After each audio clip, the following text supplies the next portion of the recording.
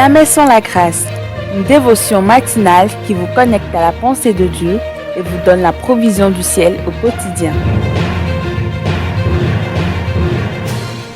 Bonjour chers amis, chers internautes, nouvelle journée, nouvelle provision, bienvenue dans cette nouvelle dévotion, jamais sans la grâce. Père, merci pour tout ce que tu fais au travers de cette émission, tout ce que tu utilises, les bénévoles, les gens qui donnent de leur temps, de leur vie et tous ceux qui nous donnent aussi leur écoute sacrée, fais-leur du bien ce matin. Amen. Éphésiens chapitre 2, le verset 8. C'est par la grâce que vous êtes sauvés par le moyen de la foi et cela ne vient pas de vous. C'est un don de Dieu. Amen.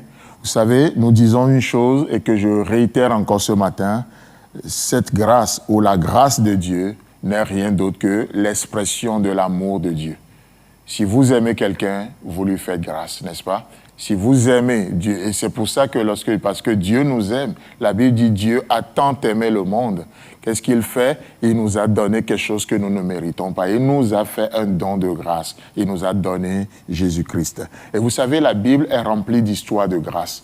La Bible est remplie d'histoires de grâce. Et ce matin, j'aimerais juste partager une des histoires de grâce avec vous que nous voyons dans l'Évangile selon Jean, le chapitre 21, les 2 premiers versets. Là, il est écrit, après cela, Jésus se montra encore aux disciples.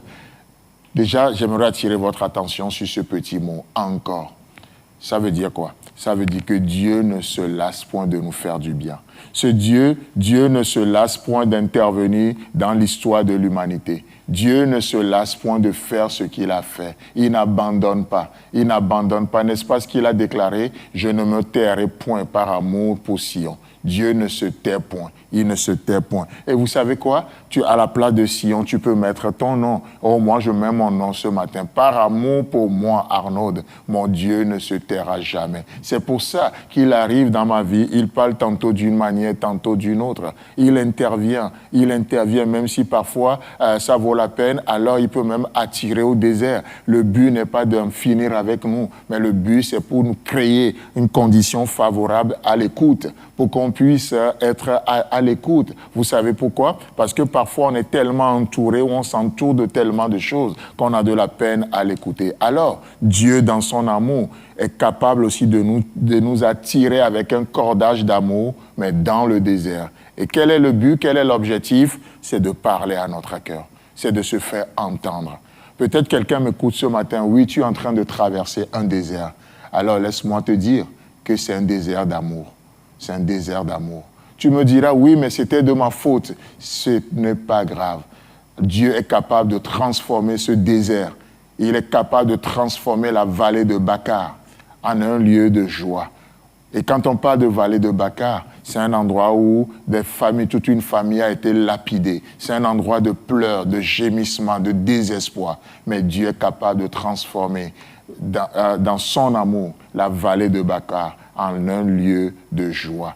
En un lieu de joie. Alors, je prie que Dieu puisse te donner de la provision pour traverser ce désert en ce moment-là, afin que tu puisses voir la gloire de Dieu, afin que Dieu puisse te montrer dans les jours à venir l'infinie richesse de sa grâce, comme il nous l'a dit.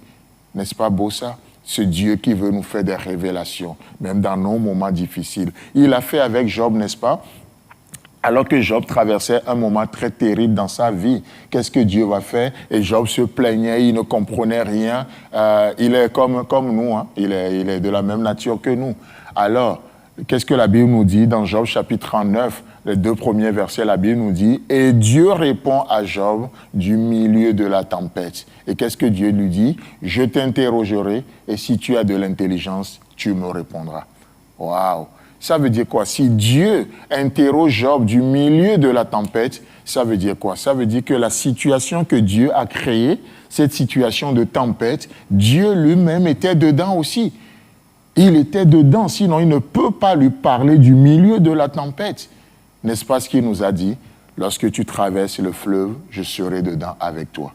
Et le fleuve ne te submergera point. Lorsque tu traverses les eaux, il a dit, n'est-ce pas? Et les eaux ne te submergeront point. Lorsque tu seras exposé au feu, je serai dans le feu avec toi, comme je l'ai été avec ces jeunes hommes hébreux. Et le feu ne te brûlera point. Waouh, quelle promesse, quelle garantie, quelle vie nous avons avec ce Dieu-là. Jamais seul, jamais, jamais seul. Il vit en nous par la puissance, la présence du Saint-Esprit. Ce matin, oh, que Dieu te touche vraiment au nom puissant de Jésus-Christ. Amen. Si vous avez aimé cette émission, parlez-en à vos amis. Parlez-leur du message de la grâce et de ce qu'il fait dans vos vies. Pour un sujet de prière, une question ou pour devenir partenaire, contactez-nous au 00229 94 75 80 20. Que Dieu vous bénisse et à la prochaine. En attendant, pensez avec Dieu.